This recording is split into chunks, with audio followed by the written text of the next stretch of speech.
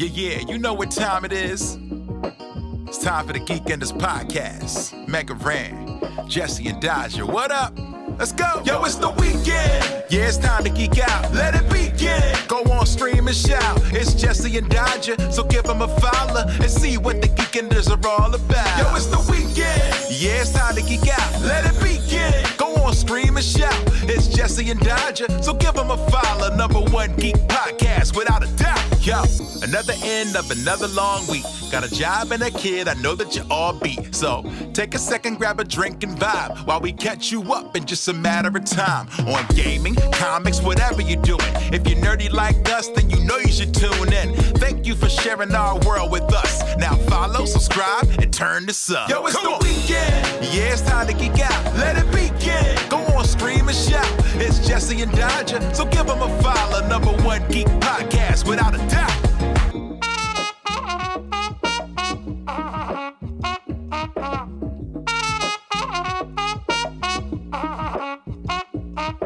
Hello, everybody.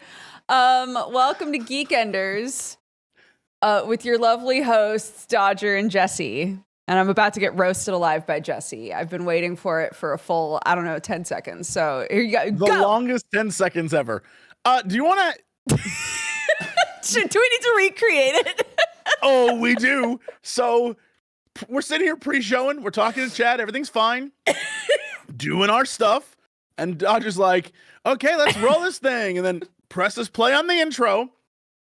Within seconds of the intro playing, no one at all listening or watching. It is just us. I have no context for what she says. And you said... I said, do you think that we could share custody with the Geico gecko?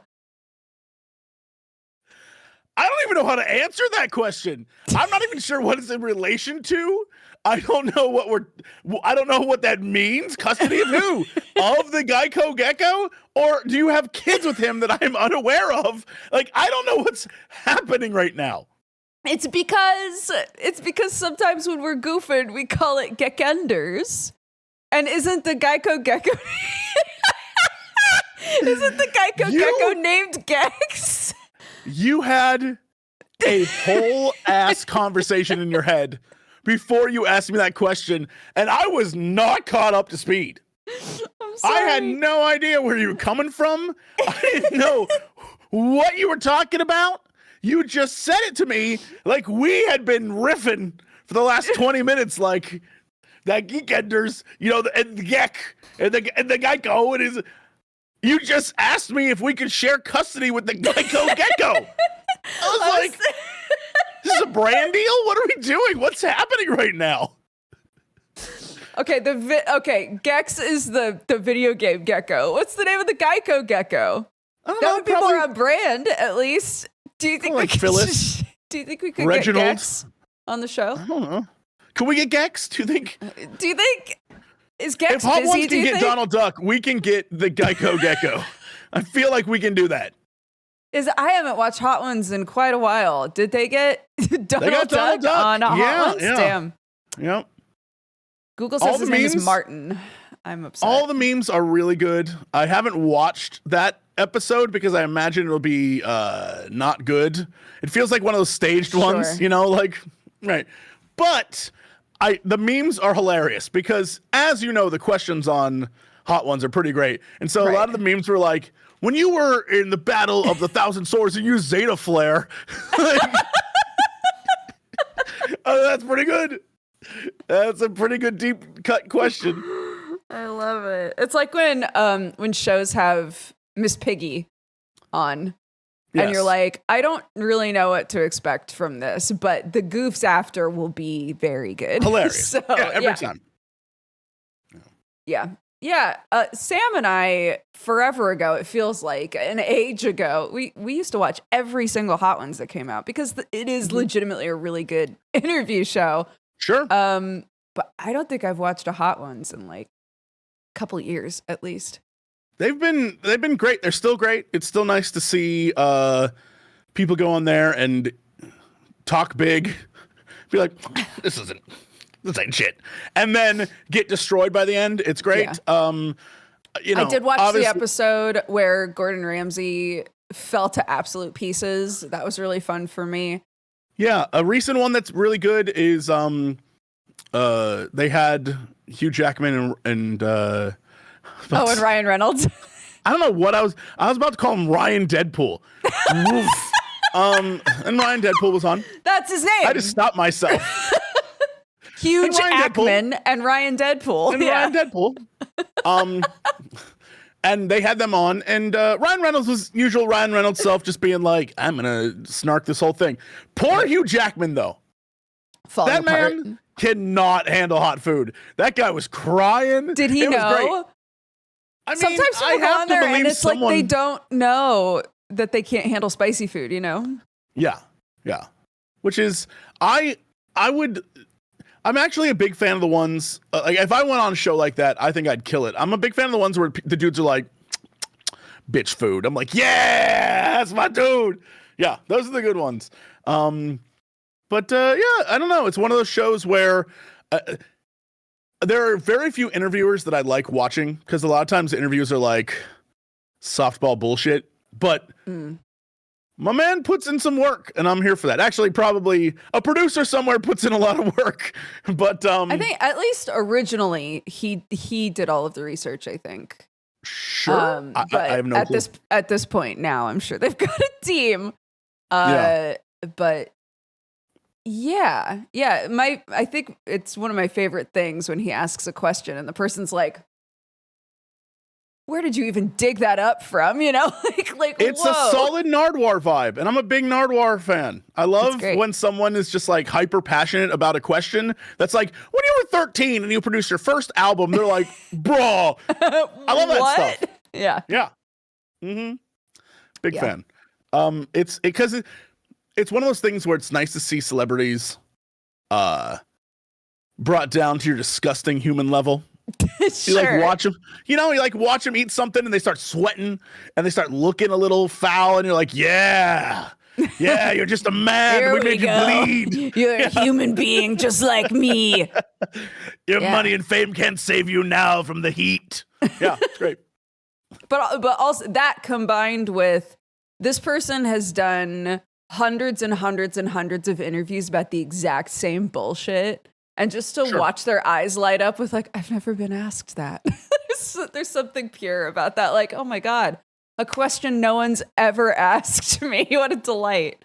And I think the brilliance of it is it isn't a question that you can yes, no answer.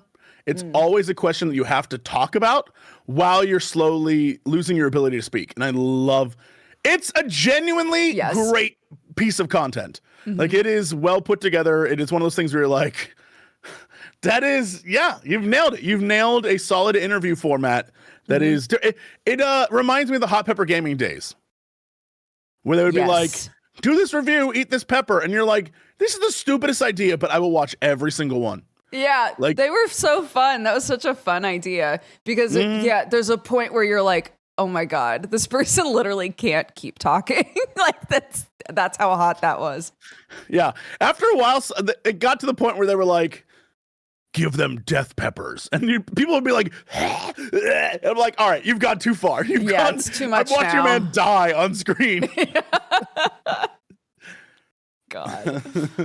Oh my God, I forgot about Hot Pepper Gaming. That's so funny. Yep. Again, it's not new. It's not a new concept. Usually I think a lot of the early days of YouTube did stuff and then it kind of like fell off. And then people picked it up later like, this is a good idea. And with money and like a drive to do it, you can make any kind of show work. So yeah, for sure. How would we do on Hot Ones?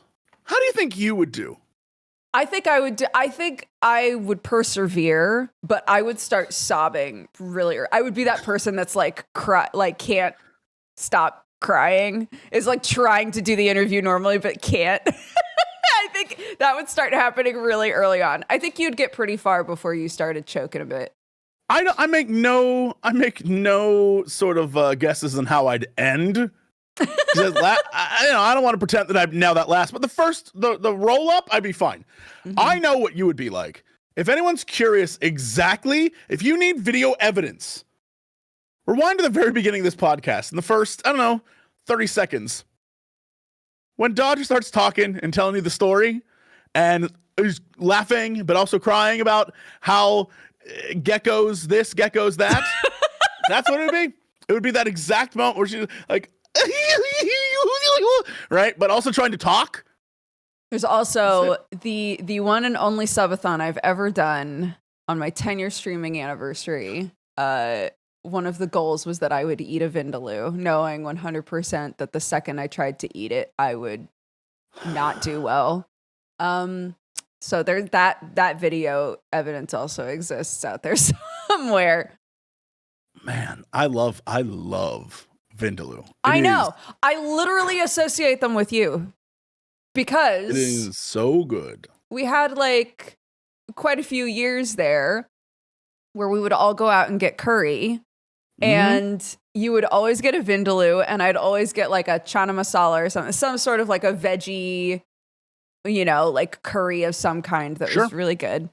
And you'd always, without fail, be like, you got to try this. And I'd be like, I shouldn't, because it's going to ruin my mouth for the rest of this meal. And I would always try it. Every time I was like, it's just so hot.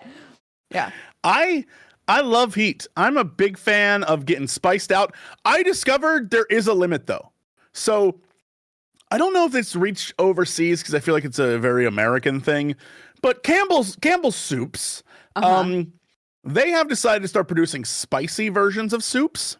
Oh. And so they have like spicy chicken noodle and spicy like steak and potato and spicy versions of the normal stuff. Okay. Which is fine. I got the spicy chicken noodle soup and I was like, all right, it's spicy. I like it. That's fine. I discovered that they have a ghost pepper version. And you can tell it's different. Chicken noodle soup? Oh, yeah. You can tell it's different because the label's black and has flames on it. And I was like, what the hell is this? So for science, I needed to try it because I was like, well, I have to. Of course. I have to try it.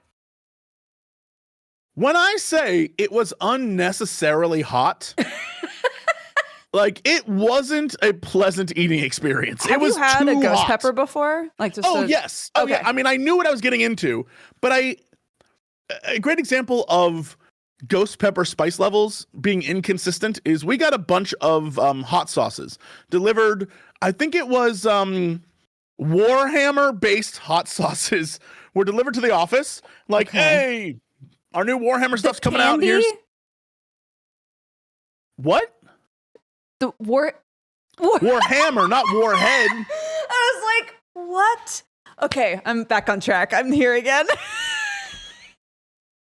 We got a bunch of Jolt Cola hot sauces sent to us. I don't know. Some Surge hot sauces. Dude, I don't know what's going on with me today. What the hell? We got a bunch of Zebra bubblegum hot sauces sent to us. We had some Altoid hot sauces sent to us. It was pretty good. I was like, they've made Warhead hot sauce? Like, sure. The spicy sweet, sure. That seems so weird to me, though. Yeah. Those Abba Zaba hot sauces, crazy. Got some Charleston Chew hot sauces last week. Oh, my God. Okay. I'm just listing candies that I don't get access to anymore. It's really upsetting. Okay. All right. Rip Abba Zaba. All right. So we got Warhammer hot sauces. And there was four of them. Right. It was 4 of them, and it was each based off like a different class, right? And the one that said ghost pepper, which we all thought was, we did like a video for Patreon. I think it's still over there. We did like hot sauce taste testing, and one of them said ghost pepper. It was the best hot sauce I've ever had in my entire life. It was perfect. It was both a little sweet, a little hot. I don't know what the hell they think a ghost pepper is at that hot sauce plant. But the other one that was like normal medium heat was so spicy. I don't know if they mislabeled them. I don't know what happened. But it was one of the best hot sauces I've ever had. And that's why like ghost pepper sometimes is like, oh man, this hits the spot. And sometimes like, you have chosen poorly. Right. And so with the soup, the ghost pepper soup, it was like a poorly thing. It was both hot because it was soup, but also spicy because they put way too much ghost pepper juice in there. I don't know what the hell they were doing. It was like, take a sip, pause for a minute. Like, Right. whoa.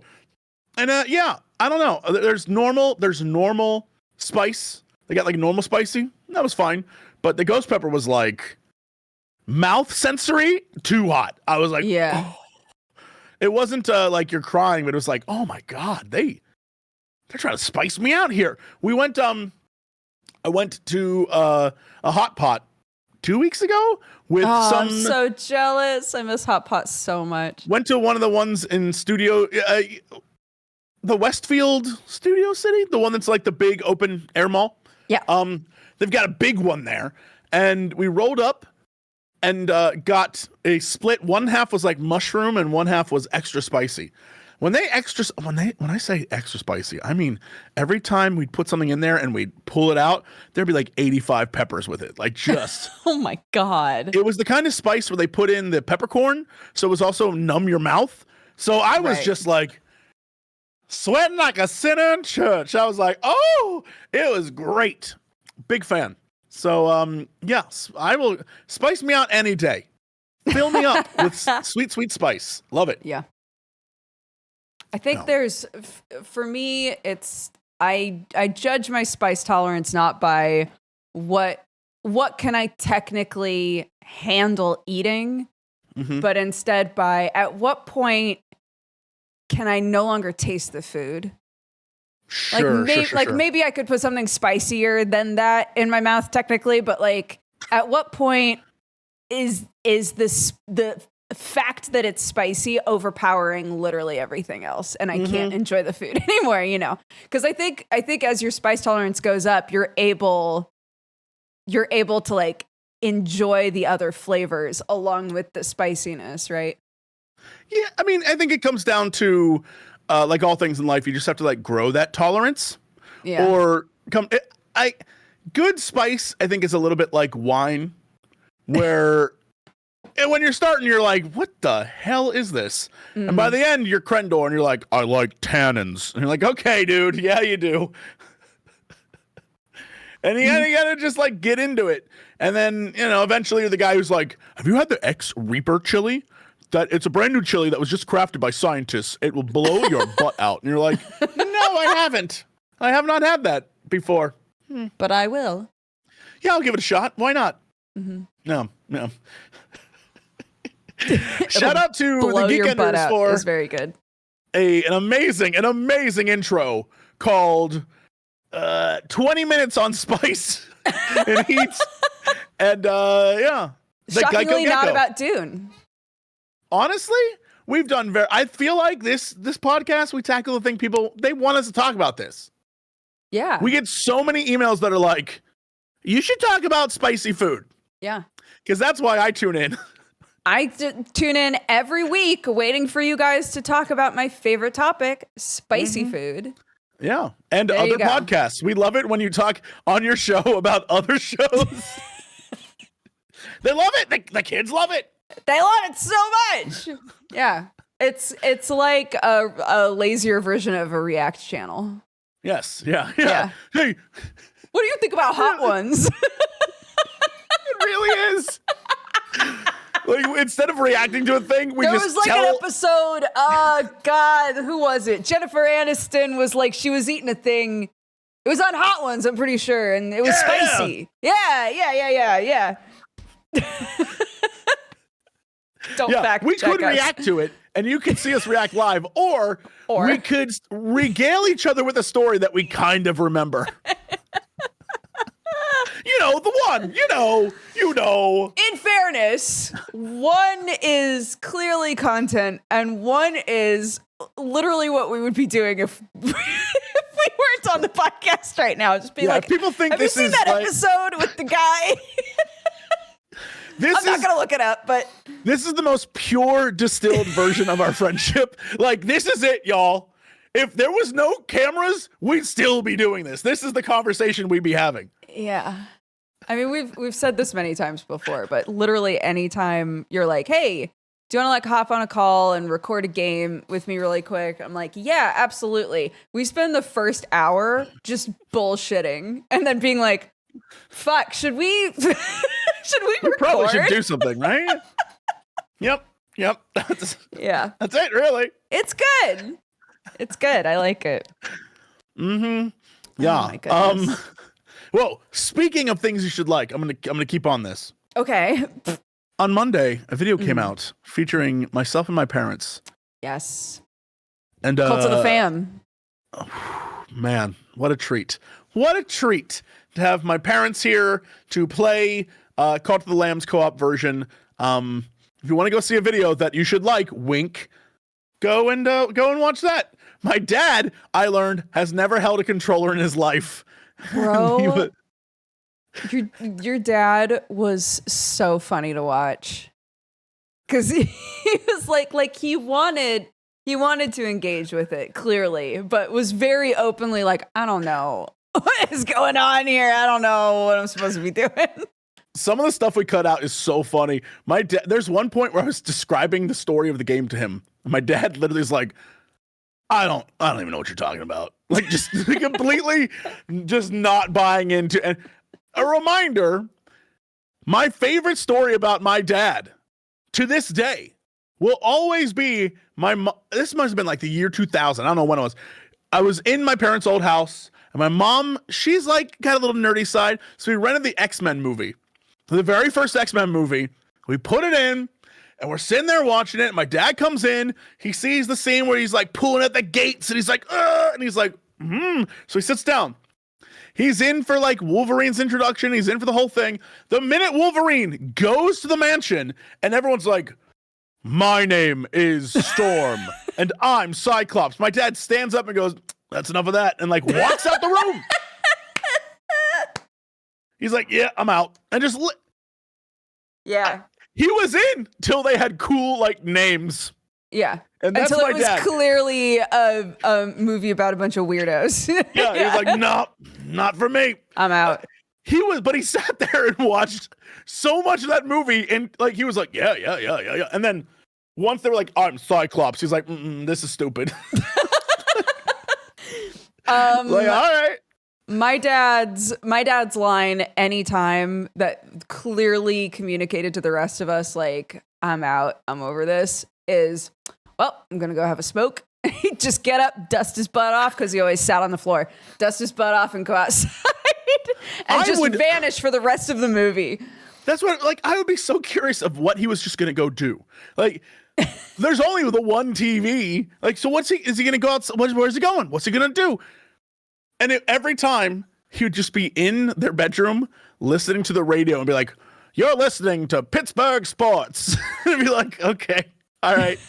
There'd be nothing on, but it'd be like, what do you think about the Pens this season? Well, I don't know. They got Yami Jagger up in there. Like, I don't know. And my dad would just be sitting there just like, like, what? You could have hung out with the family, watched a movie you may or may not. He's like, absolutely not. No, I will not be doing that. Can I piggyback off of what you just said for a second? Sure. Yeah. So a while back, I got my kid a CD player. Mm-hmm. The CD part of it, the CD reader is busted. It happened so quickly. I don't know why I'm surprised. We all lived through the era of CDs. I was going to say, do you think that Clarky opened that bad boy up, saw the little reader, and was like, I'm going to investigate how this works? Yeah. Possibly. There's a lot of, when you open that up, there's a lot of just parts out there. Stuff sitting there, and a little thing that says, don't touch this. Right. Anyways, and we were talking about it, and I was like, I mean, I could try to fix it, but in the meantime, did you know that it can play the radio? And she was like, okay. And so I got it to play the radio, and she was like, all right, cool. And like danced a little bit and then left, right? Like it was not that exciting for her. It was very exciting for me. Like by accident. I was like, oh my gosh, I haven't just listened to the radio in a while. And I took this weird little pink CD player all around the house. I just played the radio and I swapped it to FM at one point. And yeah, it was just like local radio with dudes talking about football, soccer. And I was like, I don't know what the fuck they're talking about, but they're passionate. So it is. It was so fun. Even though I do not follow along with sports talk radio at all, it's not a passion of mine. Since I was in high school, I would still turn it on. Yeah. Because it is some of the goofiest background noise you can have. It's like, hey there, like fat dog, or whoever's hosting the show, like, hey there, fat dog, Phil in Boston, just calling in, letting you know, oh my God, the draft this year, trash. Just, you know who's really trash though? Let me tell you about that Yama Yaga. And you just be like, I love that it's basically the comment section of a YouTube video, but just a guy on a phone. And it is hilarious. It's one of my favorites. I cannot stress it. Yeah, also shout out to Car Talk. I would always listen to Car Talk as well. Yeah, I need to find like Coast to Coast out here. I need to find an equivalent because I will forever remember putting on like weird conspiracy radio for Sam when he was in my hometown. And number one, he couldn't understand anything anyone was saying because it was in like hick slang, you know? Yep. And number two, when I had to explain what they were talking about, and I was like, well, this guy's been talking for a really long time about his dog that went missing. And I think maybe he's trying to circle it back to a conspiracy that I'm honestly not sure. I don't know. I need that. I want that, but out here, you know? I don't know if my parents still do it, but I know that at least my dad, used to religiously always put Coast to Coast on. Like at night, in bed, that would be his thing. And I would listen to Coast. I remember when I stocked shelves at Tops Friendly Markets back in the year 2000, 2001. I remember when we invaded Iraq, I remember working at Tops Friendly Markets, and it was like playing in the thing as I'm like stocking shelves in New York. Why do I keep saying Tops Friendly Market? It's just Tops. Anyway, it doesn't matter. I'm clearly, as we discussed before, commercialism and capitalism has ruined me. But I would listen to it all the time. And I was a big fan of Art Bell because he was like, I love that he wouldn't take anyone's shit. It was great. He was so good. And then, you know, the show was fine. My grandma loved Art Bell. Listen to him every day. Yeah, the show is fine, but it's weird that over time it became like, if someone called in to Art Bell, they'd be like, Art, I just saw a UFO. It was in my backyard. And he'd be like, what did it look like? Did you do anything? What happened, right? And then the new hosts that they keep getting, like George and the guys, the many Georges that came after. Sure. They all were just like, George, I saw a UFO in my backyard. And they'd be like, really? What else happened? And they're like, and the alien came and he touched my butt. And he's like, okay, and I'm like, are you not going to question anything this person's saying? Right. Are we just going to let this person be like... Different energies. Yeah. I'm just going to make up like there was one, I'll never forget, one was like, George, the other day I saw a leprechaun down the street. And he's like, oh, what did the leprechaun look like? It's like, little fella in green. He's like, okay, and what happened? And they're like, nothing. I just thought he looked weird. I'm like, what could have been anybody. Yeah. Yeah. And then, Amazing. And then it started to get weird where like they invite people on and be like, everything's a cabal by the global elitist Trotskyite socialists. And I'm like, God, here we go. Yeah. It's still a fun listen, but it's like, okay, yep, here we go. My Nana was obsessed with crop circles. She was really interested in crop circles. She was a very, very religious woman. And so she listened to basically or read anything she could about crop circles because she felt like they were some sort of a religious message, right? So I would go to visit her sometimes and she would have printed out gone online and printed out individual pictures of crop circles on conspiracy websites, and so she'd just have tons of them all over the place. And I was always like, this is a lot, Nana. Yeah, that is incredibly sad, but also very cute. Yeah. You know, like she got, but also it's very cute. it's a kind of a goobery version of, like printing off all of your emails. I don't know, like she needed them out in the physical world. So she just wound up having a bunch of pictures of crop circles in her house all the time. And I was like, this would be alarming to anyone not in the family that knows what you're about. Did she have an angle? Because you said she was religious. Did she have like these are signs from God kind of vibe? Yeah, it was that kind of a thing. Yeah. She was convinced that they were some kind of a message for us. And so she wanted to like study them, But she loved Art Bell. Big Art Bell fan. I'm always curious. I would love to talk to people who have, like, every time there's an alien, every time. Sorry. That's a weird statement. Every time there's an alien, or every time there's a crop circle, or every time whatever, or like, I'm being contacted by the space creatures. Every time. They're like, humanity should be nice to each other and treat each other well. We would love to be in contact with you, but your species is too violent. Like that's usually the vibe. Right. And I've always wondered, like, did you need an alien to tell you that? Like, I know this is what you want, and you want the message from space to unify everyone. But like, did you need an alien to be like, don't be assholes, right? Like, it's always a thing that I've always just thought, like, it feels like a pretty nice sentiment, but I don't know that we need Glorp Knock from System 4 to tell us that. I feel like it should just be an obvious, like, hey, don't be a piece of shit. But I don't know. It always seems crazy to me that that's the vibe. Like, someone from space told us to be good to each other, so we should, like, get on that.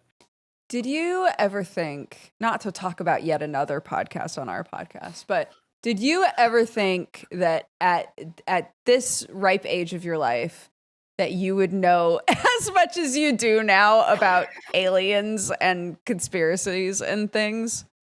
I think probably. Let's be real. If I was going to have any sort of trajectory, it would be that. You're like, I'll go through an alien phase eventually. Yeah. I mean, when I was a kid, I went through a phase where I had all sorts of alien books and UFO books and things. Because it's interesting. It's like, oh, interesting. But it's also, as far as I can tell, a lot of it is people like making up their own sci-fi adventures. Sure. And I'm fine with that. Like, have fun. Like, I'm not going to tell you what to do. But, as an example, we did an episode recently, a two-parter over on Shumlati that's about a UFO scenario thing. And from moment one, I was like, nah, this dude's making this up. Like, I was like, he's making it up. And it's fine, but the trajectory of that man's life was like, he had a family, his life was good, everything was great, and then I'm pretty sure he just BS'd an alien story to like get attention, and it destroyed his life. But the thing is, and everyone's like, why would he make that up? Why would he make that up? And I was like, well, he made a bunch of money off of it. He got a ton of attention. Like, I get it. Sometimes people do stuff because they're like, yes, it's about me. And then they lose everything because they like, oh no, I shouldn't have done that at all. They Icarus. But then you're so in deep that if you say, I was making, like, you can't go back on it, Sure. And so, and there's ego and stuff gets in the way. And now, if you admit it now, then not only you lied to everyone, but also you got your family left you. Like you got double whammied then. So it's one of those things that I'm kind of like, all right, well, but yeah, tune into the episode to figure out exactly why I think this way. There's video evidence. It's wild. What a treat. There's a great example is of how I feel about it all is last week. I remember getting my phone blown up by Alex. There was people all over the place in LA. There are multiple sightings of what appeared to be UFOs. And everyone's losing their mind. They're taking photos. There's all this video evidence. There's all this stuff happening. And the images look like, imagine a flying saucer with red and yellow lights on the outside. It almost looks like police lights in the sky. All right. Okay. But in big saucer shapes. And everyone's freaking out, like, what the hell is this? What's going on? And no one's claiming, like, what?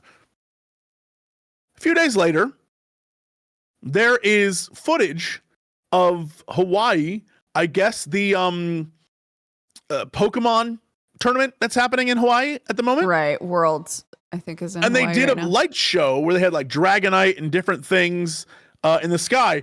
But when the drones take off, they showed 4 of them taking off in a row, and they all look like the same exact flying saucer. Okay. It's so basically the thing people saw, at least as far as I can tell, was just one of those drones. Right. Except everyone was like, we've never seen anything like that. So it clearly must be a UFO. And if you watch the video, you can see them. They look exactly the same. And there's 4 in a row. And then they like transform into Pokemon. And I was like, technology's just become too good. I don't trust nobody no more. Like, yeah. Not to veer us into AI conversations again, but on the same topic, occasionally I'll see a video and a bunch of the comments under the video are, this is clearly AI. And I start to panic a little bit if I can't tell. Like, I feel like I need to look up. People are starting to make lists of like markers, like things to look for to tell if something's AI.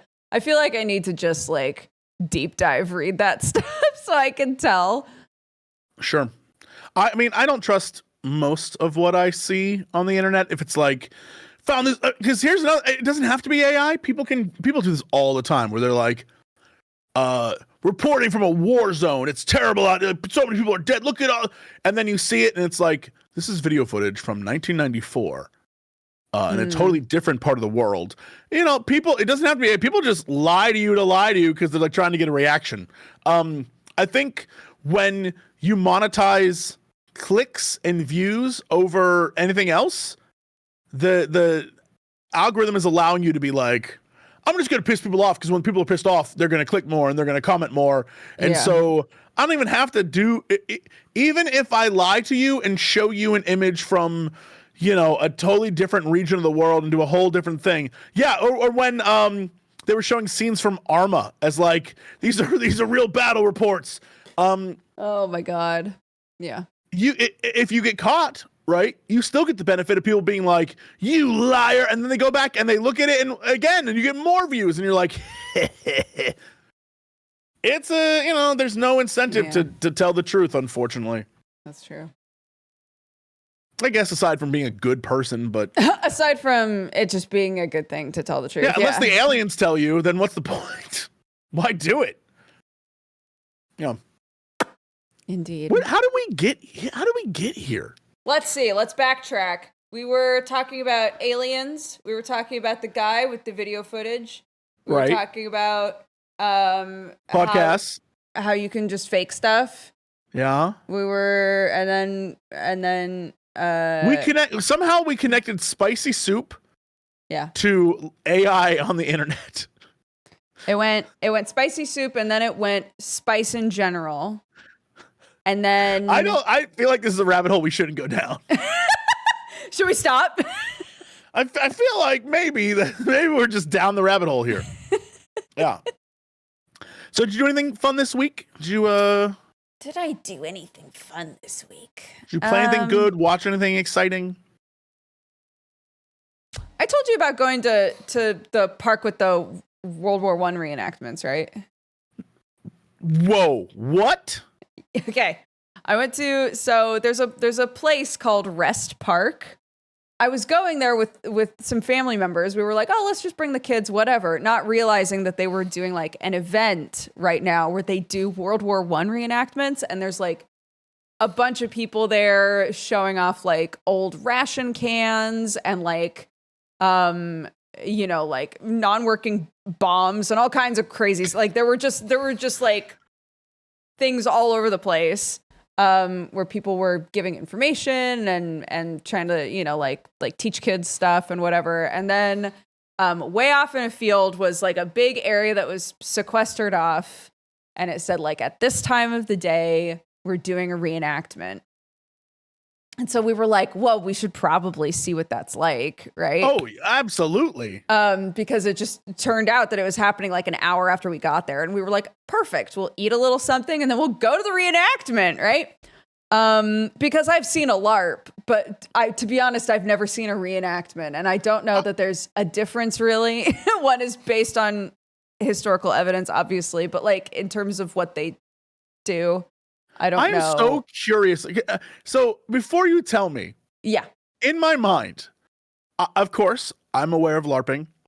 Of course, I'm aware of that time we went to Poland and we saw the Witcher murder a bunch of people. Yes. Of course, I've seen Civil War reenactments where dudes line up and shoot at each other and they're like, oh, you killed me, Yank. Right? I've seen all that. Okay. Knowing what World War I was, what was a World War I reenactment like? So I will say that I'm not totally sure. It was really difficult to hear through the microphone, like what they were describing. But it was very like they had an area all sectioned off. There was a person on a microphone who was supposed to be explaining to the audience like the story, like the narrator kind of, but it was difficult to understand. And we were pretty close because the kids were like, well, we need to be able to see. And at the very start, the thing that we did understand was him being like, hey, FYI, there's going to be like, you know, fake weapons, fake, you know, war noises and things like that, just so you know. Viewer discretion advised, right? So the whole beginning was so quiet and slow. It was like, here's a few dudes at a base. Here's some dudes who are like driving around in a car. There were just like people sort of sprinkled around. And then the guy was like, oh, our man is sneaking in. So there was like a British soldier who was like sneaking onto the premises, right? And we were like, oh. Time out. Are you telling me that it began as like, these are the soldiers of the Kaiser, and only a British gent can sneak in amongst these German fiends in order to so you're telling me that we were seeing like the German POV at the time? We were watching a man in a beret come up and Solid Snake knock out a bunch of people, like shoot people out. This sounds and shit. Awesome. Yeah. What? So we were like, "Ooh, this is fun." And then it was like, he needs reinforcements. He's been caught. And this is where it all went to shit. Okay. Because the very first thing that happened, again, it's been so quiet, right? Because homie's sneaking, right? So they were like, he needs reinforcements quickly. Reinforcements are here. And we didn't hear anything after that because the very next thing was they threw a fake grenade. That was the loudest shit I've ever heard in my life. And our kids jumped up, screamed, covered their ears, and ran. So we were like... That's smart. Those kids get it. Yeah. Those kids get it. So we were like, well, I guess we're done here. Got up, followed the children. But yeah, it was... I don't know how they would get across to you exactly how loud this was going to be, but it was incredibly loud. But again, I've never seen a World War reenactment, right? So I guess it's a weird way to World War I don't know if is I don't know how you would reenact that, because you're like these are soldiers driving cars, and these are soldiers sitting around base, standing around. Yeah. It's a good soldier boy sneaking in. And he's like, in my mind, a World War I reenactment would be like, you go to the field and you spend a whole day watching guys dig trenches and set up machine gun turrets. Right. And then just like stare at each other and be like, who's running across first? And that's it. And then at some point, a biplane flies in and the guy's like, die. Brrr. And then like they start throwing mustard gas at each other. They have to put on gas masks. And so the field is covered in a haze and you can't see anything. And you keep hearing random gunshots and everyone's like, well, someone's got to do something. And then you have some asshole who's like, we've got to run the barbed wire, man. Toot. Right. That's the vibe. I don't know. Like, I don't know what else it would be except like a lot of sitting around and then some guys running at each other and dying. Like, I just don't know. All what I know else is they threw a grenade and then they shot at each other a lot. That's what I gathered. I liked the idea of we're gonna just show you a snapshot moment, right? And we're gonna have a guy like describing like, oh, this is General whatever the fuck, and he's doing this, right? But like it wasn't coming through very clearly. So we weren't able to get like the story, and then a grenade went off. So I mean, if anything, I would go to another one. You and the not kids, with my child. Yeah, let's say you and the kids got a real probably idea of how loud that would be, right? Right. If a grenade just like went off in front of you, I bet it wouldn't do your ears any good. It was scurry. Yeah. Yeah. Yeah. Yeah. I don't like. And then my kid called me a liar because we went and there was a guy who was teaching kids on the fly that were walking by. He was teaching them like drill commands, like left face, right face, Sure. how to stand at attention. Starboard, larboard, of course. Yeah. Right. Yeah. And so our kids ran over and learned a little bit of that. And then they were like, this is boring. And we started walking away. And I, thinking this would be a fun piece of trivia, I was like, did you know that I'm the Oregon State drill down champion from my senior year in high school? And my kid was like, no, you weren't. I was like, I was. No, I was though. And she was like, no, you weren't. And literally still doesn't believe me. But I found my little plaque so I can prove it. I can finally prove it. Was it worth it? Was it worth proving it to your child that you were the drill down champion? Yes, it is. I wasn't a sporty McSporterson, okay? I don't have like a bunch of stuff to gesture to be like, these are my achievements from when I was young. No. I have a little thing that says I was the most inspirational on our dance team at one point, and I have a thing that says I won drill down. I must stress to you, in the eyes of your child, you didn't exist before she came along. You had no life. You weren't a person who existed. Your existence has only been around since Clark has been around. There's nothing else you've ever done. What? So there's nothing you can say.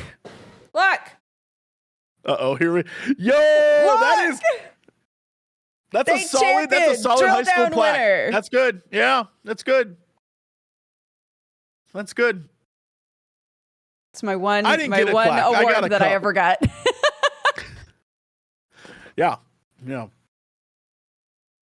It's an impressive feat you have there. Thank you. You should hang it up in the background. You got some space back there.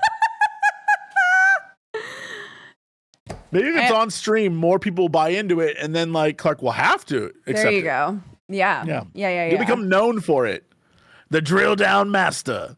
So what you're saying is I could make a plaque that says anything.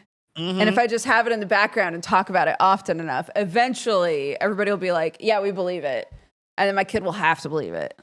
I'm pretty sure that's how the internet works. Yeah, I'm pretty sure if you just... Yep. Yeah, you can do anything you want, really. People will believe it. It's true. Yeah. I like it. But yeah, Rest Park is pretty cool. They've got like a huge playground and a manor house that you can run around in and stuff. It was neat. That's fun.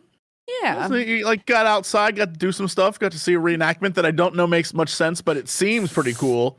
You know, I would have watched the hell out of that. Mm-hmm. I have discovered that I enjoy watching people just have fun doing anything. Yeah. So if they were into it, like, yeah, if I have to watch something and it seems like the people in it are miserable, then I'll be like bored. But if you're just having a good time, no matter what it is, I'll be like, all right, I'm gonna watch this. This should be fun. This should be good. So we'll see. Yeah. Did you play anything fun this week? Did you game it up? I play? I played a little bit of Minecraft. Of course. Did You you see the Gamescom live stuff? The show? The Jeff Keighley? No. You didn't miss much, to be honest. The things that really were the big takeaways for me, of course, were one, still excited for Indiana Jones. Very excited. Can't wait to play that. It's gonna be a ton of fun. When does that come out? December 6th, I think. Oh. Obviously we got two. This doesn't make any sense to me, but I guess it's two different teams and two different companies.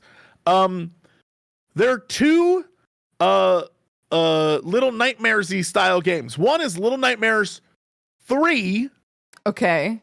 And then another is called Re-Animal. Okay. They both have the exact same vibe. And honestly, both look awesome. Very excited for that. I love the Little Nightmares games. Yeah, pretty excited for that. And then, Re-Animal's from the original devs, right. But then the new team has Little Nightmares 3. So we're basically getting two games that look very similar that are super weird and fun, scary platformy things, and I'm here for it. Then the big announcement, I think, the one that actually, well, you know what? There's another one. Apparently Amazon has a, or was it Netflix? One of those things you have to pay for, has a new series that is a bunch of, like shorts very similar to Love, Death, and Robots, but it's all video game related. So they got like Kratos up in there, they got Warhammer, they got all sorts. I was like, yo, that's sick. Yeah, it looks very cool. That sounds really neat. I'm excited for that. Hopefully that's some good branching off to some cool. There was a Mega Man one, just straight up a Mega Man one's in there, and I'm like, yes, this is gonna be awesome. I have no clue what that's gonna be, but I'm very excited for it. And then the biggest news, we got Civ 7 I knew it was gonna be information. Civ. I knew you were gonna say Civ. Mm-hmm. Yeah, and it's already divisive in the community because once again, because Civ, I think like Final Fantasy is every single time they try to change it up. And this time they pulled things from other games. And I don't know. So it's like a weird vibe. First off, you can now travel via river, which is like something I've always wanted. Rivers actually matter a little bit more. But gameplay wise, it's like, hey, there are three eras now. And each era, like let's say I start as Egypt, right? In era 1. In era 2, I can switch it up and become someone else. Oh. I don't know that we have the answers on how that all works yet. You can pull different, I don't want to call them abilities, but like different traits from different things as you level, as you go through those three eras. And it's like, be the faction that will work best for you in that era. And I wonder if it's because, let's say, I was thinking about this while watching the stream. Like, let's say you're playing Norway. Norway is a very, like water-based Civ. And so while you're doing that, if let's say the game starts you in the middle of a continent, you're not getting a lot of water time. So maybe when you switch in the next era, you can like change that. Yeah. And I guess I'm like, okay, maybe that's how you do that. Me, I've just restarted a bunch. Like, no, I gotta be on the water, dude. But I don't know what that all kind of means. I think it'll be fun, but a lot of people are like, no, this is like a lot of other games that didn't turn out good, dude. Here's the thing. The one thing I don't understand is people complaining about historical accuracy, because it's like, stop. Don't be like, what do you mean? I'm Egyptian and then I have to become like Greek like that. Like, first off, actually, but then yikes. But like, all right, you're Egyptian and then you become American, right? Right. How does that all work? Y'all, I literally the other day while playing as the Americans built the pyramids. So like Why are we talking about historical accuracy and civilization? There isn't. It doesn't matter. It's Civ. You're building this. It's your civilization. You just picked. You know, the one thing that I think is good is that you can. There's different leaders now. They got Ben Franklin in there. Shout out to my Ben. I'm gonna play Ben, and I'm gonna bang my way through Civ. That man got down. Ben Franklin, notorious fan of the ladies. Love you, Ben. That's a founding father right there. Jesse using his historical knowledge for evil always. No way, for good. People need to know Ben Franklin was like, he literally secured French help by banging his way through France.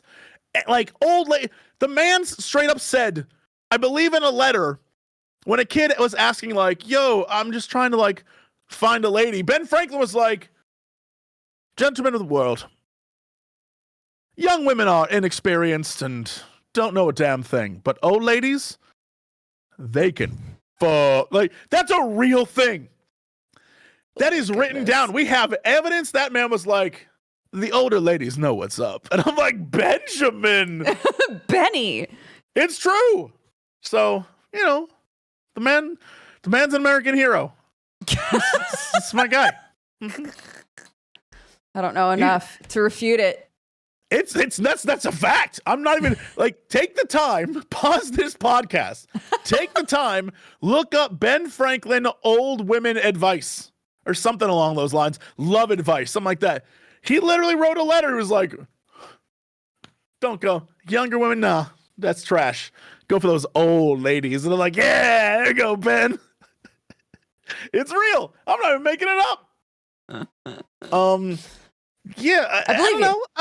I'm excited for a new Civ game. It is one of those things that I put way too many hours in, and I will continue to. Even Civ 6, which a lot of people didn't like, because again, they changed a bunch of stuff. I put 400 hours into that game. Yeah, like, I love Civ games. I will continue to love them. It's the one more turn click thing, you know? Yeah. It is all right. We have confirmation. It is in fact called Benjamin Franklin. Advice to a young man on the choice of a mistress. From 1745. From 1745. My man. Oh my goodness. He knows what's up. Mm-hmm. He certainly had advice. He did look, he really did. I think Ben Franklin might be the first catfish too. Like, he wrote letters pretending to be like a housewife. What? Like, Ben Franklin was out there. I love Ben. He's amazing. What? And he was also like, let me just do some science too while we're out here. Sure, yeah, just on the side. Great. And they're like, hey, come in, like, let's draft the Declaration of Independence. He's like, all right, shit, I'll do that too. It's kind of cutting into my me time, but sure. Like, all right, I guess. It's good stuff. I love Ben. Oh my goodness. Yeah, that was a fun watch. But most of it was like realizing the Hoyo-verse has way too much damn money, and a lot of stuff we've already seen before. We did get another Warframe drops. Yeah. Shakes head.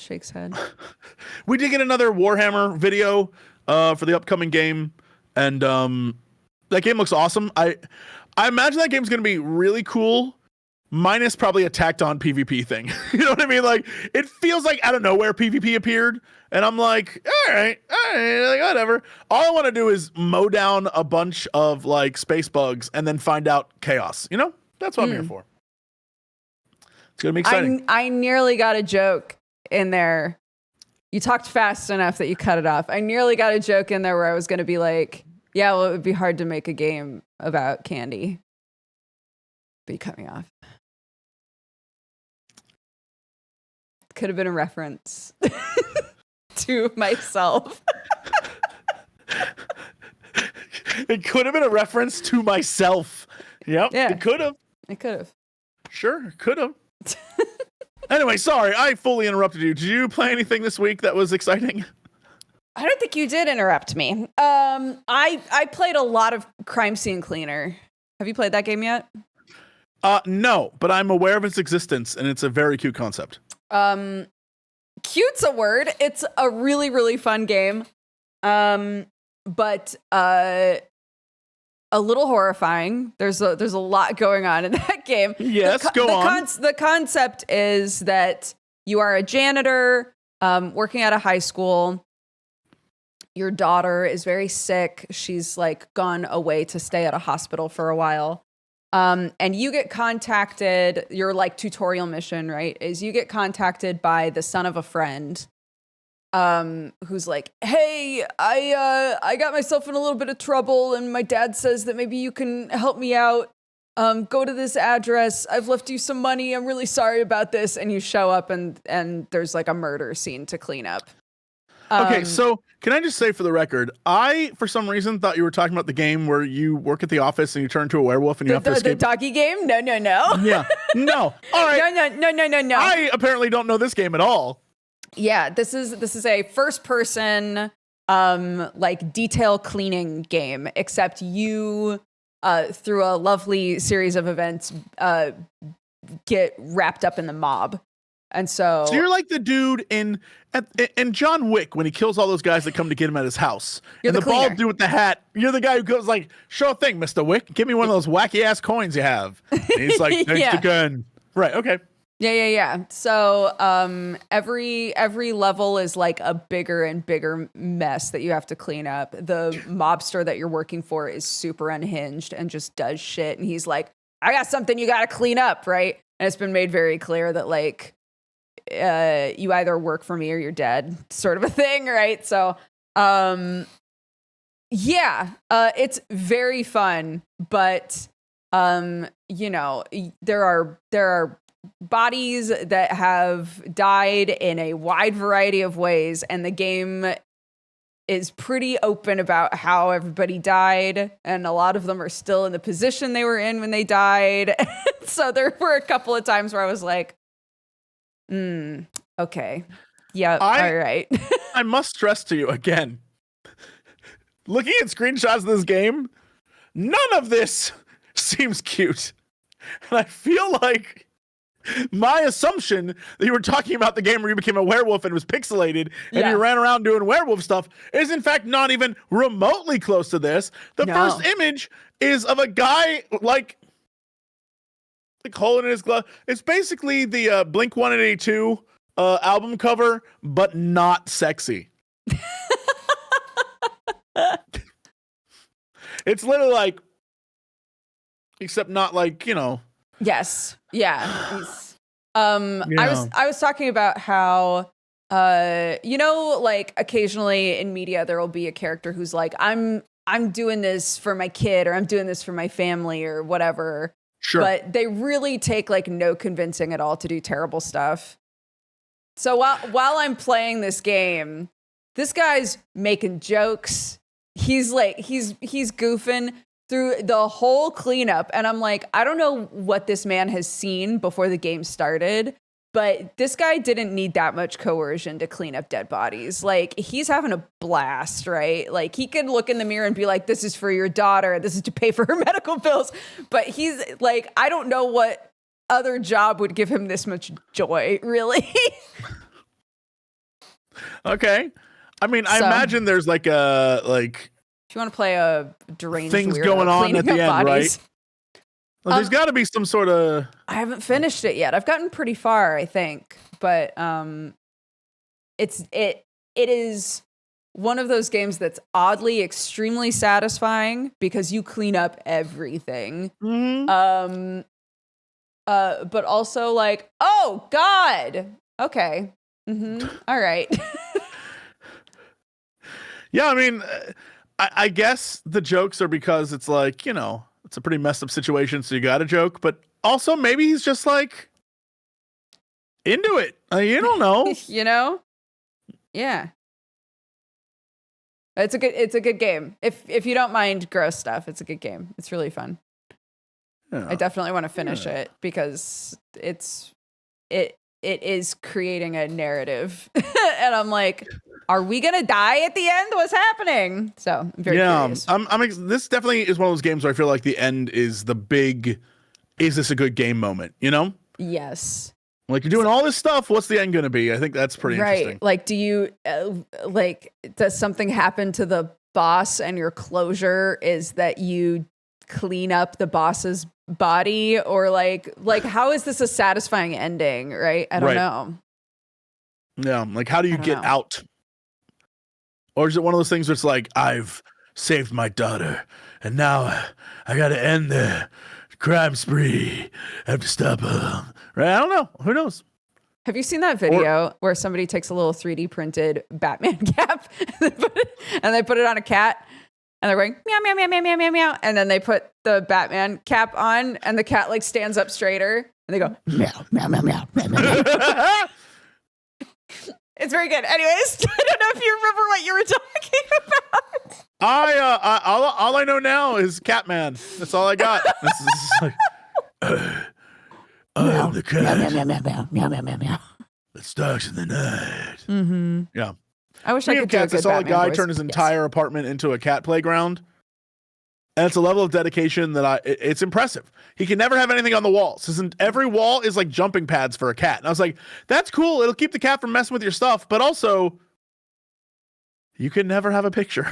Like, my man, your walls are the cat's now. Maybe like, yeah, like the cat's playing on the walls is like, gives him the same joy as a picture, maybe.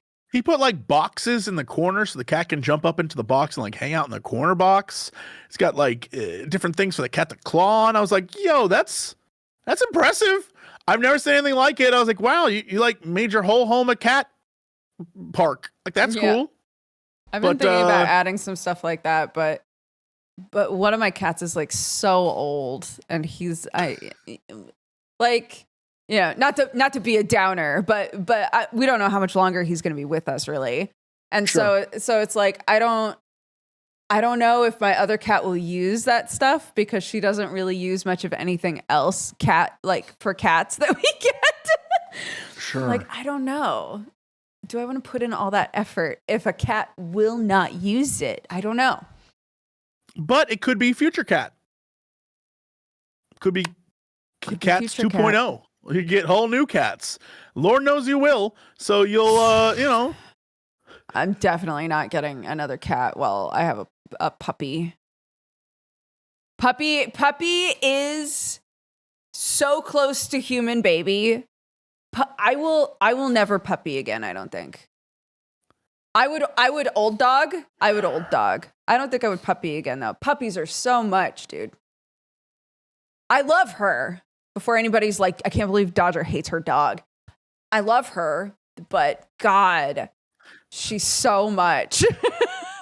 Timeout. Is this true? Is this chat bot that you have accurate? What, all the animals? Duke says 2 cats, a cloud of fluff, 1 outdoor cat, 2 piggies, 2 geese, 3 dogs, 2 tortoises, 2 sheep, 3 baby sheep, 4 chickens, and a Sam. Yeah, that sounds right. How can you have a Sam when you have all those other things? Where do you find the time? To be fair, they're not. All of those animals aren't just mine. They belong to everybody on the farm. Like some of those animals belong to different people on the farm. We just all take care of them. You know what? Farm life, it ain't for me. I'd be like, you mean I have to take care of all this? Like, no, let nature have it. You have to visit, though. This time you have to visit. Do I? Yes. Come on, man. Do I? Yes. Do I? Yes. Or you come to London, we get a sensible lunch, and I don't have to go out to the countryside. Always come to London. Well, I know. Then keep doing that. It's worked out so far very well for us. I enjoy going to London and hanging out with you. I just think it would be nice for you to visit me. That's all. I am visiting you in London. Which one of us traveled the furthest? Well, if you Checkmate, atheist. if you were traveling exclusively to come see me, then yeah, I would just. Who's to say I'm not? Who's to say this isn't? Who's to say this isn't a big charade just to come out and see you in London and you get won't like come tapas? to the farm for a day? God damn. Oh, it seems like so much work.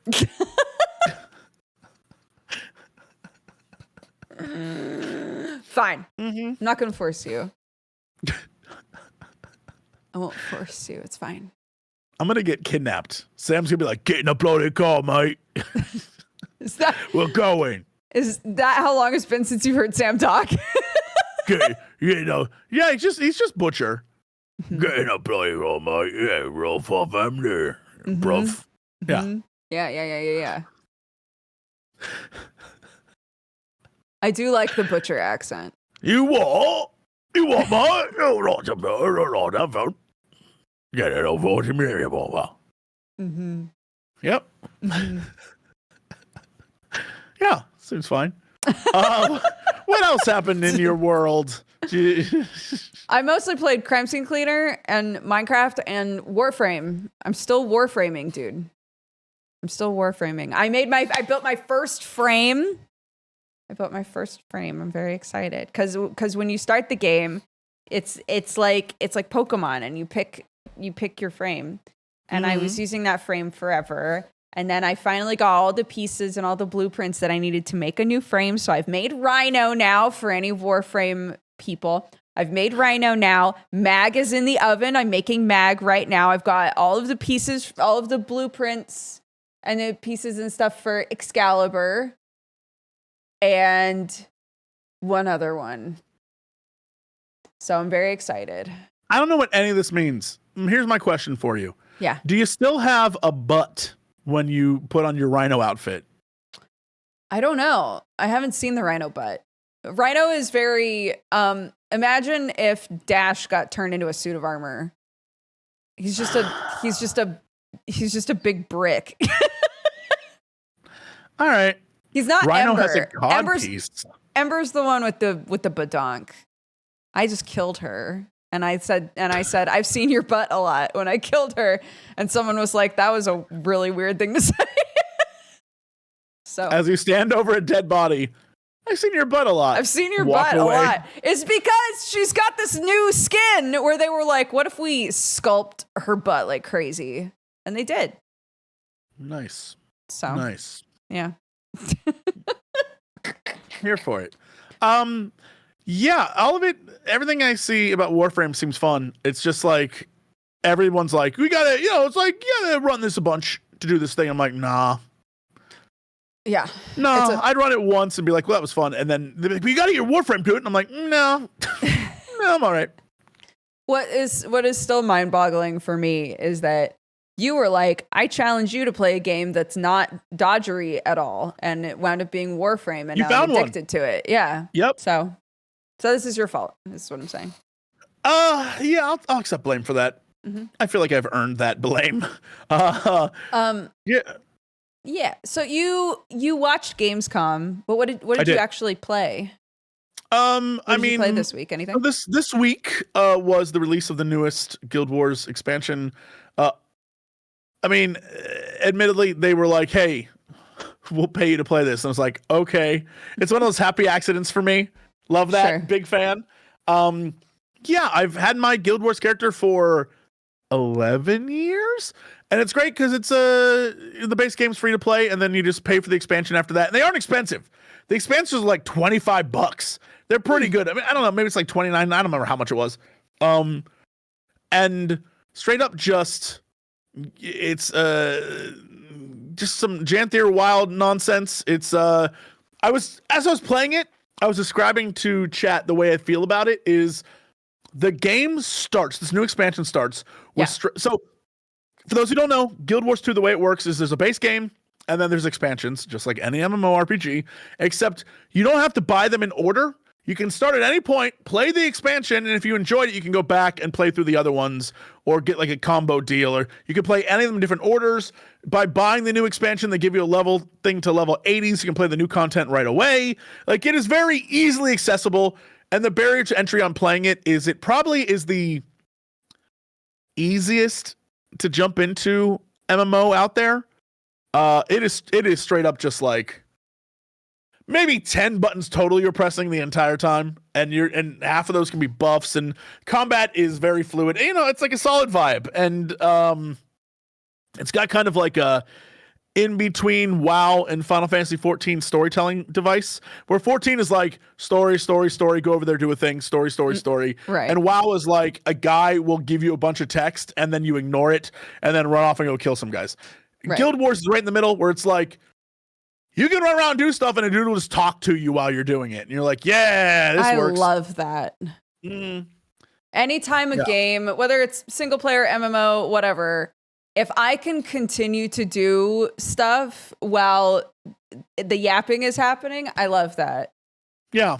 And it almost makes it easier to pay attention because I'm not sitting there like antsy, waiting to leave. Yeah, I've always thought that was a really great feature they had. But the thing that I was telling Chad about while I was playing was like, this expansion to me feels like Fast and the Furious 10. And that's an insane thing to say. But in the movie Fast and Furious 10, the reason why I like this movie so much, besides Jason Momoa, who steals every scene, there is a character. It's the guy who plays Jack Reacher. He spends the vast majority of that movie being like, let me tell you about the last 9 movies. And he has a scene where he just starts off being like, they started stealing combo DVD VHS players, and now they're flying in space.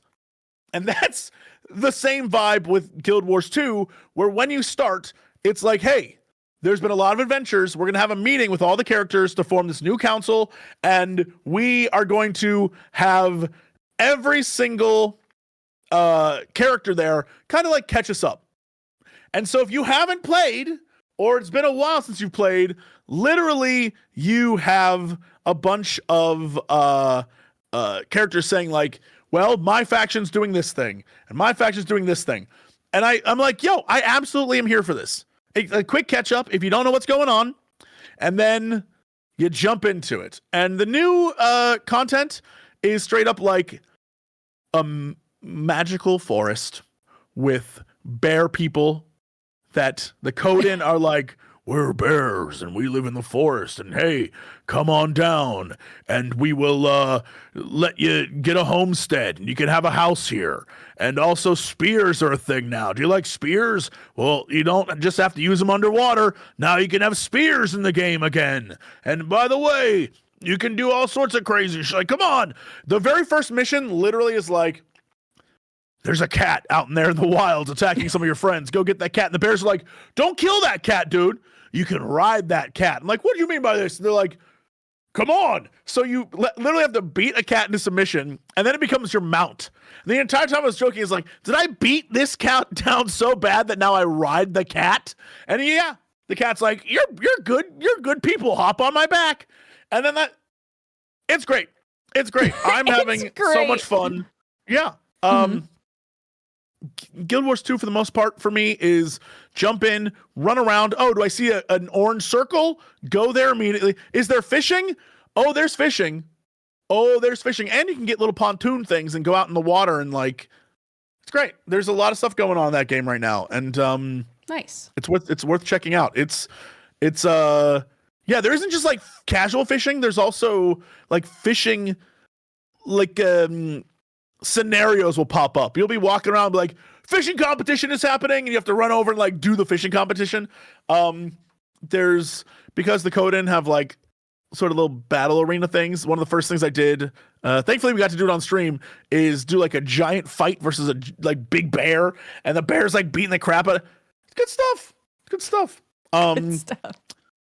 Yeah, big. I will say that this one seems to be more mechanics heavy than story heavy. At least from what I can tell so far. The story isn't like, last time they were doing like some compelling, like, we got to watch out. There's demons and stuff happening. It's going to be crazy. This time it's like, oh, the demons are coming, but first go play with bears. And that's fine. So yeah, I'm all right with that. And yeah, I've just been goofing. It's good.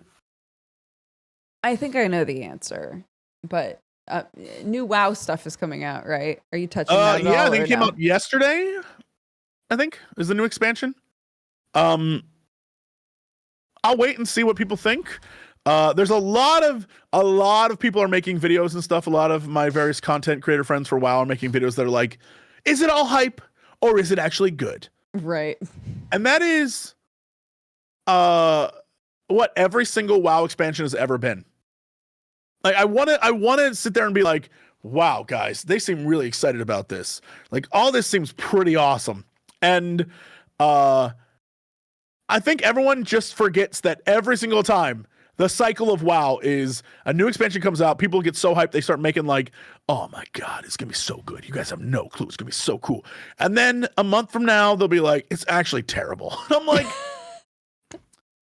okay. And I think people I don't know. I feel like I've been seeing it for 15 years, so I don't fall for it anymore.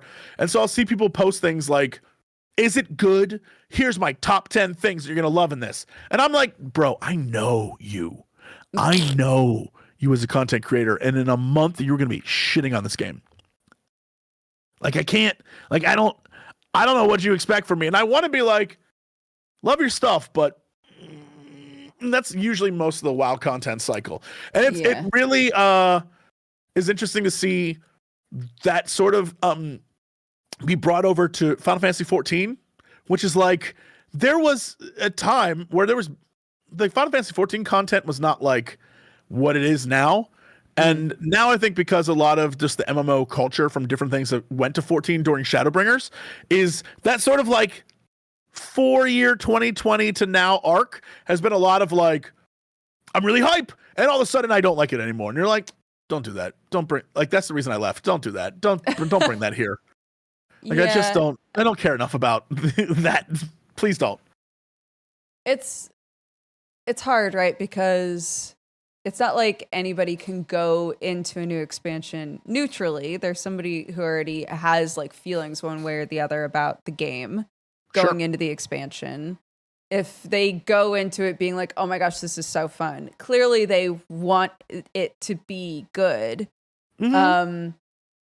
I think people just naturally start to over intellectualize like sequels and expansions and things like that and start asking themselves like, why do I enjoy this? And I think if you can't like clearly put together the elements that you think make it good, you start to wonder, wait, is it bad? You know? Sure. Which, you know, it's the age old thing of like, it's okay to just like something, to just enjoy it, you know, not saying that it's not, you know, that there isn't valid criticism out there or that people can absolutely play an expansion and be like, this was not for me. I didn't enjoy this. Right. But if it's an extreme high and then an extreme low, that's strange. Right. Yeah. And it's a weird thing because I so desperately want WoW to be good. Like, it isn't a thing where I'm over here just like crapping on it. Like, I want to enjoy playing it again. But part of me knows that there's going to be some sort of like grind mechanic about getting rep up.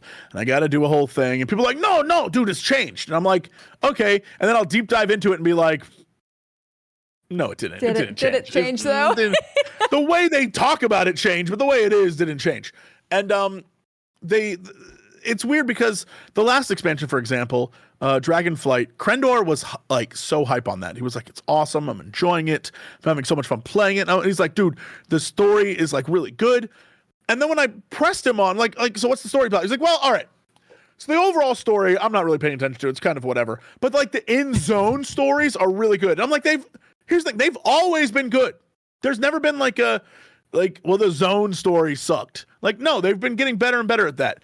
But I'm curious about the overarching story of this MMORPG, what is that? And he's like, oh, I don't know. I don't know. I just like farming mounts. And I'm like, okay, all right, so you're an unreliable narrator. Let me go see what the internet says. And the internet again was like, awesome, this is so cool. I love the mechanics, it's great. And then as time went on, people were just making videos like, the worst story ever told, so boring. And I'd be like, all right, well, let me look into this for myself. And then I'd go watch cutscenes and I'd be like, I mean, I get why people complain, because a lot of the cutscenes in a while are people just talking to each other, which should be done out of the cutscene. You know what I mean? Like, it feels like a cutscene should be like a cool fight scene or like a big moment, but instead it's a lot of like, you'll never defeat me and my army. It's like, no, of course I will. We're on the side of justice. Like, no, I'm on the side of justice. Like, it's like, cool, but this could have been done outside a cutscene. Right. And so I understand. Yeah, I understand why a lot of people were upset about that. I'm like, okay, I get why people were upset, but at the same time, it's one of those things where, like, I can't complain. I just sat through an expansion of Final Fantasy 14 where that game is a lot of people just talking all the time in cutscenes. Right?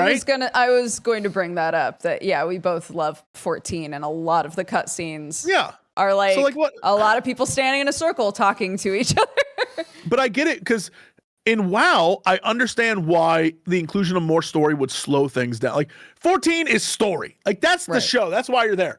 And WoW, I just know you're there to kill bears and get bear asses and run around and get cool mounts and hang out with your friends and do raids and do mythic dungeons or whatever.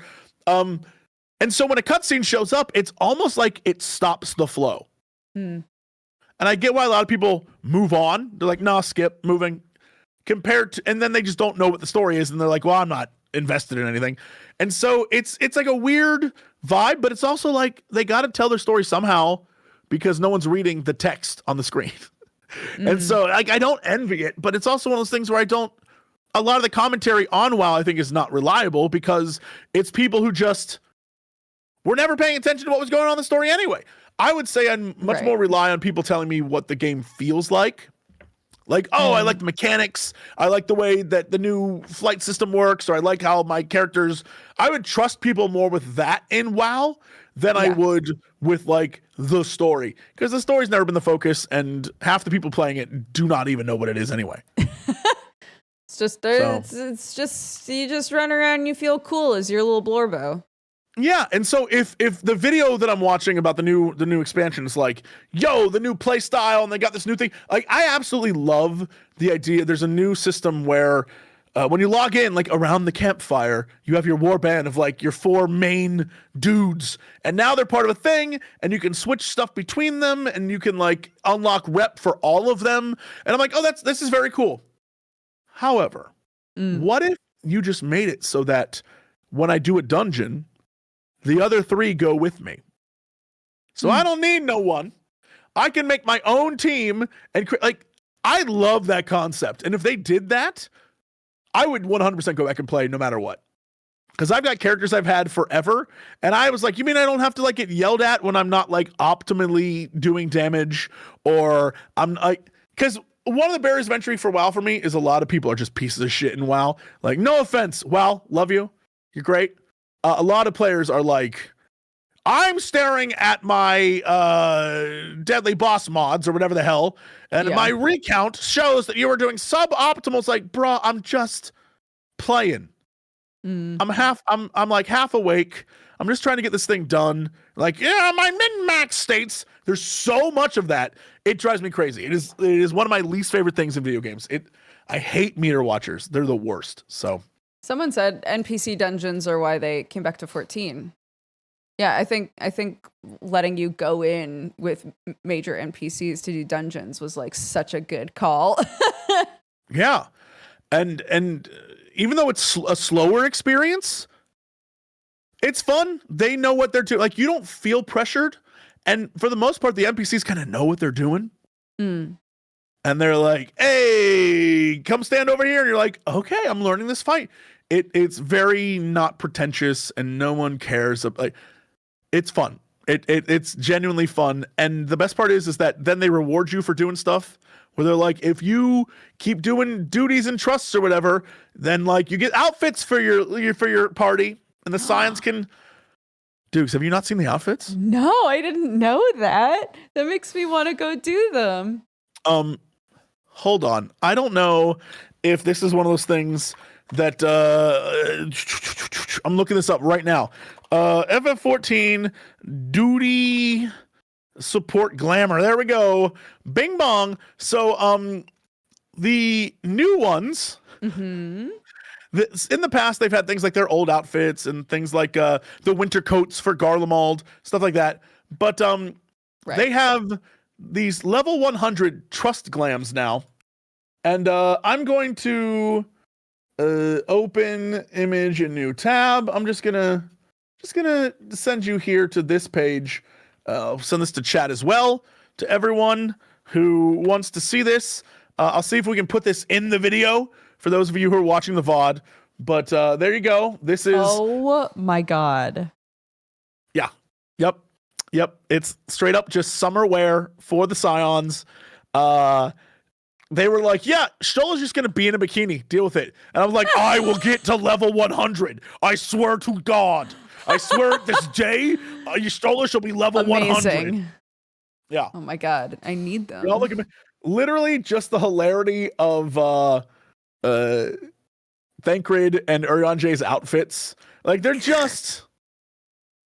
How can you not want to get these? And so I think about that kind of stuff where it's just very cool, silly. You're going to have some fun. And I want that in Warcraft. I would go, I don't even need the story to be good. I would go back just to play with my character. I have all these characters that I remember them. Mojo Maker, my troll shaman. I got Baby Got Back, my paladin, my blood elf paladin, right? I got I have my undead priest. I got like all these different things that I could like form a perfect party and then just go run shit. Right. I would love that. If I'm not being like, I'm not, guys, I've said this before, I'll say it again. I'm pure casual mode. I have given up trying to be a tough raider boy. I don't have the patience for it. I'm like, no, I'll wait. I've determined that I can just wait a couple months and run that content and it'll be easier. And I don't have to like spend 120 hours trying to learn it. I can just do it.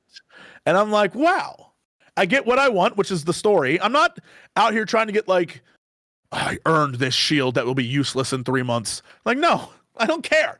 I want to like, okay, yeah, that was a cool cutscene. That was pretty neat. And then I move on. And so once you figure out kind of what you're looking for, and what I'm looking for is a WoW that I can go back to. If the story's good, I'll love it. But more importantly, if I could just go back and like experience it all without having to, be my best, right? Be actually skilled. Great. I'd love that. Yeah. We'll see. It's still early days. Obviously, it's been a day, but I'm not gonna lie. I saw that WoW had already data mined a lot of the movies, so I watched every single cutscene they had, and I was like, "Yeah, okay, all right." Most of it's kind of boring. I was like, all right. But some scenes, I was like, yo, this lady who used to be a dagger is pretty cool. That's right. The villain of the new expansion used to be a dagger. There you go. There you go, kids. Fantastic. Spoilers, I guess. She was once a weapon. Yeah. So, but yeah, I was like, that's cool. There's a lot of cool stuff there. But yeah, I'll wait and see what people say. Because the big thing is, every ad's like, come back for the beginning of the end. Or like, rejoin the fight. We need you now. And I'm like, okay, God. All right. They're trying to sell you on a 3-story arc that's going to take the next 6 years. Like, bruh, I don't know that I trust you enough yet to deliver on the ending of a 6-year story. Like, you're going to have to nail this. So. Have they explicitly said this is the last expansion? No. The thing that I think is very funny is because I was thinking about this because I'm writing the review of Dawn Trail. And so I had like an epiphany this week that made me change my entire Dawn Trail review where I was like, oh my God, I just realized something incredible. And I just like started rewriting stuff. But I had the epiphany that like, I knew this, but like not a lot of people say we're going to end a game. We've talked about this before. Like it's really hard to do that. And one of the things I think is interesting is that I went back because I was like, I remember Metzen saying that this was the end or that this was something. So I went back to watch BlizzCon, and during BlizzCon, Metzen doesn't say it's the end. He says we want to finish the story of all the things we've been telling you about before your like grandkids play it, like that kind of thing. Okay. But it isn't necessarily an end, because then immediately after that, they have never once said this is the end. They've been like, come back. We're starting a new, this is going to be like a big thing that's going to start the next phase of World of Warcraft. Right. Okay. But it isn't the end. And I think that's because doing the end is like a terrifying thing. And it also gives people an out to be like, well, when I beat this, I never can play. I don't have to play again. And so they've definitely changed. It isn't like this is the end. I don't know. I have no idea what's going to happen with this, but I know that it's a three expansion story arc. And I'm like, great. Okay, we'll see. Cause they got to try something, you know? I appreciate Blizzard bringing Knife Mommy out into the world. Obviously a big fan. But there's also, you got a whole ass other evil mom just hanging out. Shout out to Queen Ajara. Girl, where'd you go? Where'd you go, girl? We miss you. I don't know. The idea of Blizzard having too many characters still upsets me.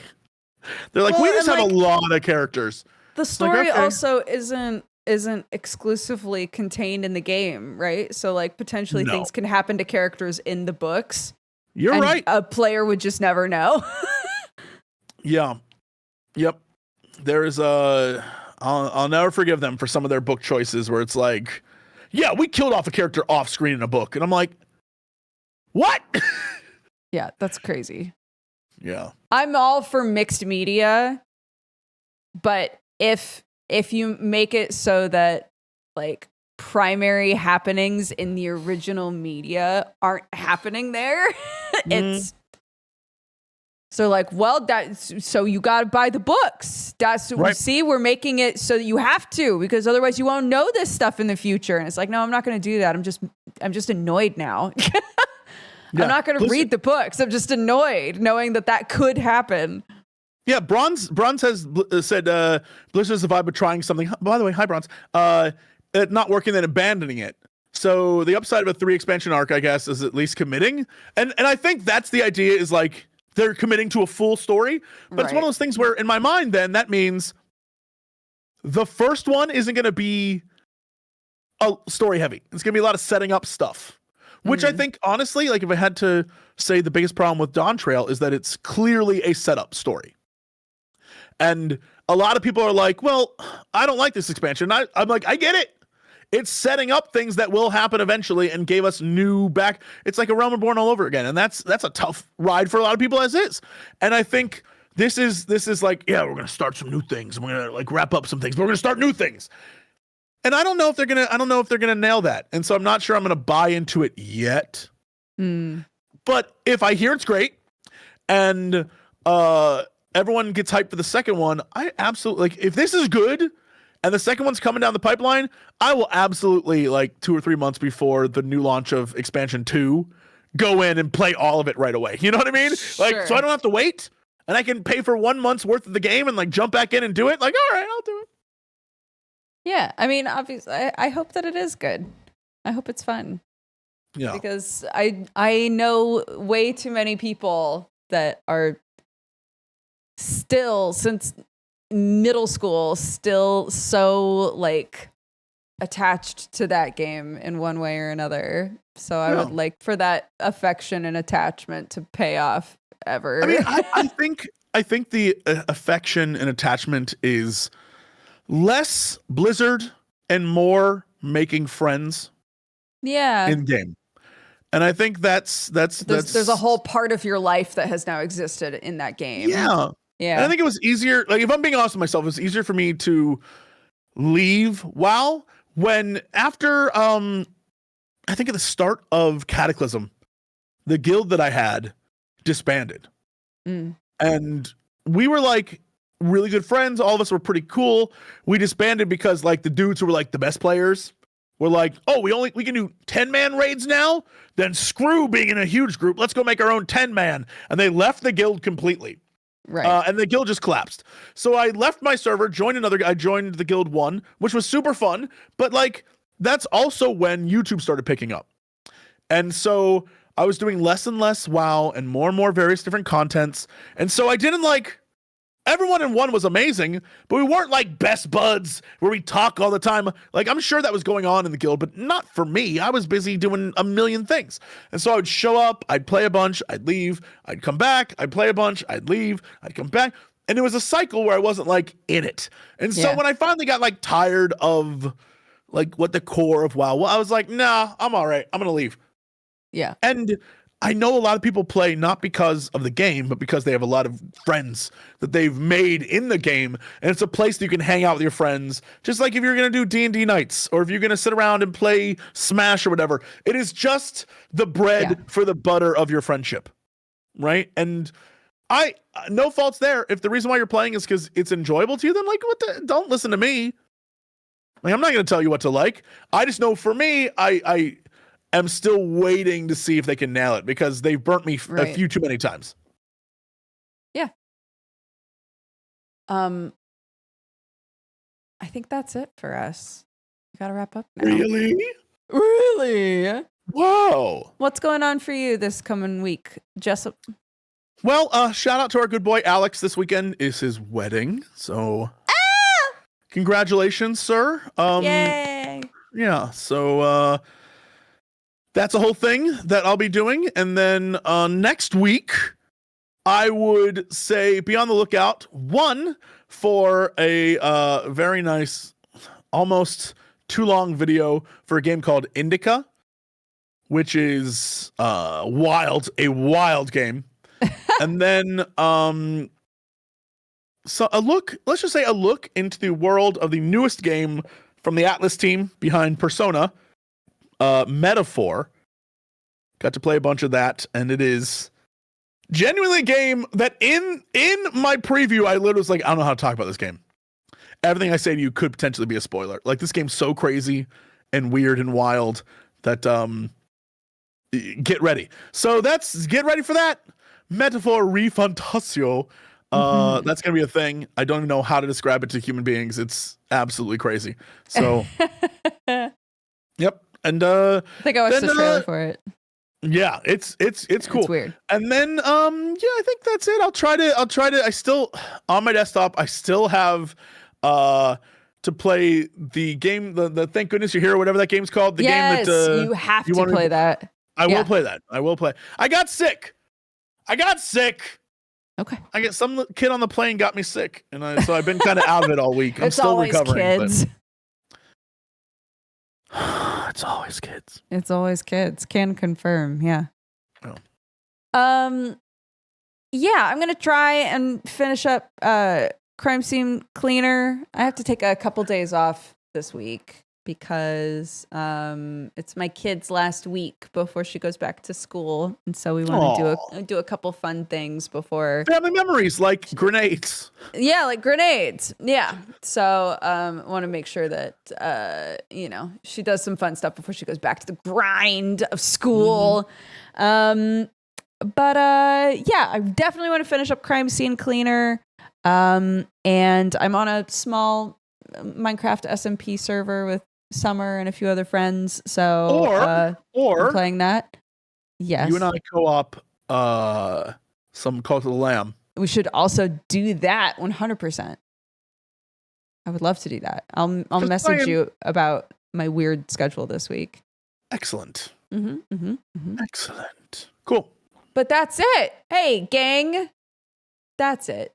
Thanks so much for watching, everybody. I hope you're having an amazing Friday. I hope you have an amazing weekend. We will see you again next Friday. So take care of yourselves. And that's it. The end. Bye. Bye. Yeah, you know what time it is. It's time for the Geekenders podcast. MegaRan, Jesse and Dodger, what up? Let's go. Yo, it's the weekend. Yeah, it's time to geek out. Let it begin. Go on, stream and shout. It's Jesse and Dodger, so give them a follow and see what the Geekenders are all about. Yo, it's the weekend. Yeah, it's time to geek out. Let it begin. Go on, stream and shout. It's Jesse and Dodger, so give them a follow. #1 geek podcast, without a doubt. Yo, another end of another long week. Got a job and a kid, I know that you all beat. So take a second, grab a drink and vibe while we catch you up in just a matter of time. On gaming, comics, whatever you're doing. If you're nerdy like us, then you know you should tune in. Thank you for sharing our world with us. Now follow, subscribe, and turn this up. Yo, it's the weekend. Yeah, it's time to geek out. Let it begin. Go on, stream and shout. It's Jesse and Dodger, so give them a follow. #1 geek podcast, without a doubt.